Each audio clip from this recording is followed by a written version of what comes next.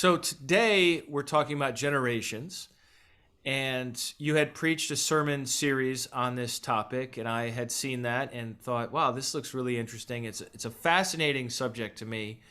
I can't remember exactly when I got into thinking about it, but it really is helpful to interact with people who are from a different generation than I am and understand some of their assumptions. And I think most people just like they if they're older, they're like, oh, young people are X, this way. Right. And if you're young, you're like, oh, old people, they're all this way. And it's a little more complicated than that. It's not like just two generations, old people and young people. Right. And so I thought it would be really cool to have you come on here and hear a bit of a tour Mm. of these different generations. But before we get into the greatest generation and the silent generation, these older generations, did you want to say anything by way of introduction about generations? Like what drew Yeah. you to this? Right. Yeah. Like the way I come up with ideas for sermon series is basically I think I try to think about and pray about what's happening in our church and here in Fawn Hill and one of the main areas in which we need to grow as a church is when it comes to young people, especially what we're going to talk about, Generation Z, those who are becoming adults or are currently teenagers.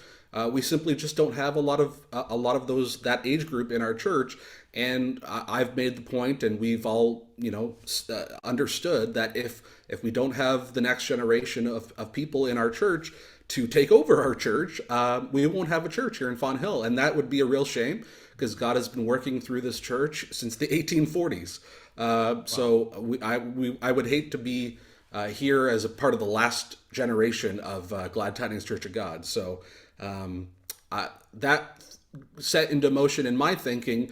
I want to get to know Generation Z, but I want to honor and the older generations, and I also want to inform the younger people that we do have, and anybody watching online, what older people have gone through.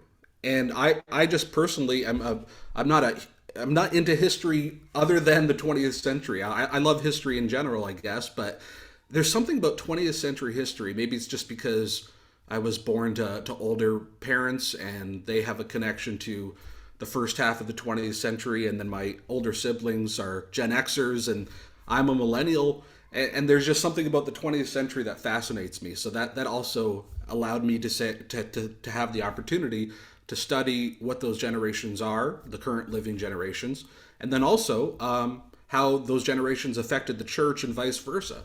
That's going to be a part of what we'll discuss today too. Very good, very good. And I think it will be helpful for us to consider, as I know you did in your sermon series, how does Christianity appeal to this generation? Because Christianity is such a complicated and multifaceted faith, and the Bible is such a deep and complex book that there are inevitably going to be some parts of it, some facets that are appealing to certain generations, and others that are just like they're not as interested in, or that even rub them the wrong way. Because I think all of us have some assumptions that need to be challenged. So where would you like to get started with generations? The sort of verse that I found that, and maybe we should read it in context, but I sort of, just to make it easier to remember, I put it to the congregation in via the New Living Translation, and it says in Psalm 78, verse 7. Just taking this little snippet out for people to really get the point. It says each generation should set its hope anew on God.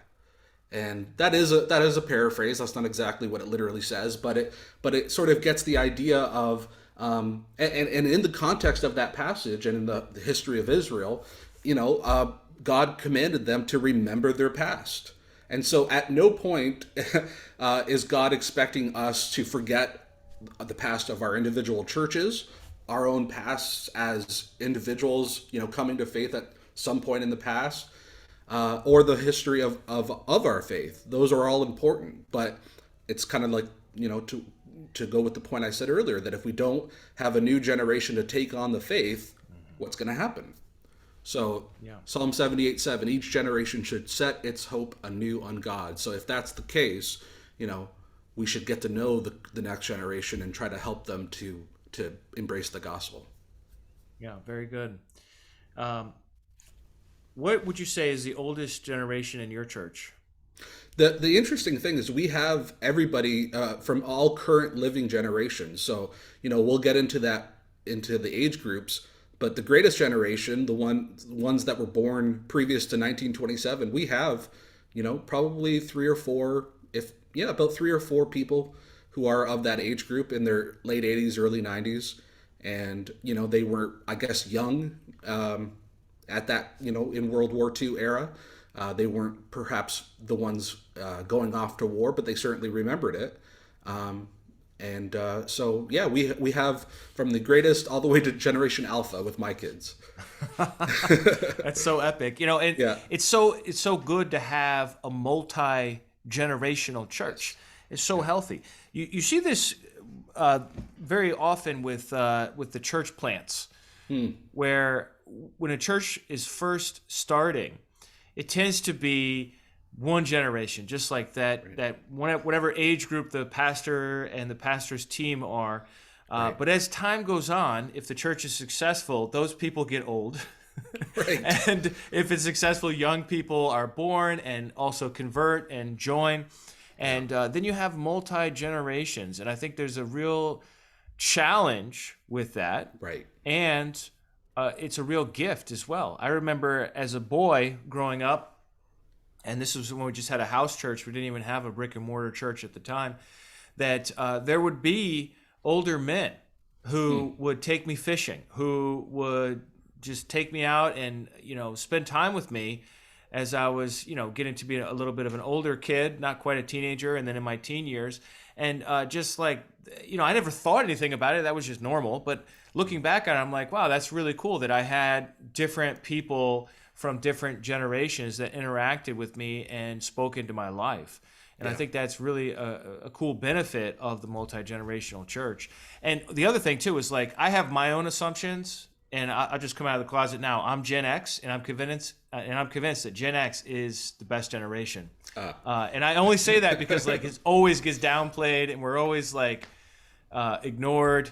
But as a Gen Xer, I've got all kinds of assumptions based on my childhood and my teen years in the 90s and growing up in the 80s and, the experiences that I had. And those assumptions, guess what, other fellow Gen Xers who may be watching or listening to this, they might not be valid anymore. The world changes over time. So I'm really excited about this. This is going to be some great content to cover. And that's the other thing. You raise an interesting thing that I came to realize throughout this series is that everybody is getting older, and there comes a point every few years that the people of a certain generation need to recognize where they are now in the spectrum or in the timeline, if you will. Because like I said, I had older siblings, and they're Gen Xers. And I'm a millennial, and sound I like always, good people to me. Exactly. Hey, I love Gen X. I think it's one of the better generations. But like, I thought of myself as always the youngest, and then suddenly, no, millennials are not the youngest. And by the way, I'm an older millennial anyway. So there was always that younger crowd that and that's another thing I'd like to mention just about myself is, to your point of like growing up in the church and having older people that I would connect with. And like I said, I have older parents, and they would always have Bible studies and prayer groups, and I would always connect with older people, and I'm comfortable with older people. Yeah. It's been my whole life. I've always been around older people. And so I actually find my challenge is even trying to understand the young teens and kids now. Like, they're not going to be that different than us or even people before us. Yeah. But they are living in a different world. I would say the best people to understand, like especially teenagers, are, first of all, obviously teenagers, but then the second best would be those of us like in our 40s and 50s who live with teenagers. Okay. Like I've got two teenagers in the home, and I understand how they think in their generation so much better than I understand other generations, like my parents' generation or you weird millennials. No, I'm just kidding. But Yeah. like when your kids, you said your kids are still young, right? Right. Three and Three and 1.5. three Yeah. and one, yeah. So like in 10, 12, 13 years, you're suddenly going to become an expert on whatever the slang happens to be at that time, whatever the popular stuff is, and you may even start eating junk food because you know what? They gang up on you and they're like, "Can we stop at the fast food restaurant?" And you might not have been eating that junk for decades, and then suddenly it's like now you're eating it again. So there is this weird cycle that happens as our kids Yeah. become teens and then go off to college that we go through. Well, it's Fascinating. something to look forward to for myself then. Yeah. So let's get started with the greatest generation. Can you give us a sketch about their lives and how they see the world? For sure. And again, these are people who are born before 1927. I just put it that way because, there's... If they're still alive today. Yeah, if they're still alive, then they probably were born in the 20s, something like that. Not the current 20s, the 100 years ago 20s. And so, that means that they were probably kids in the 30s, and they remember the Great Depression as kids. And they were probably old enough to be around when the World War II started.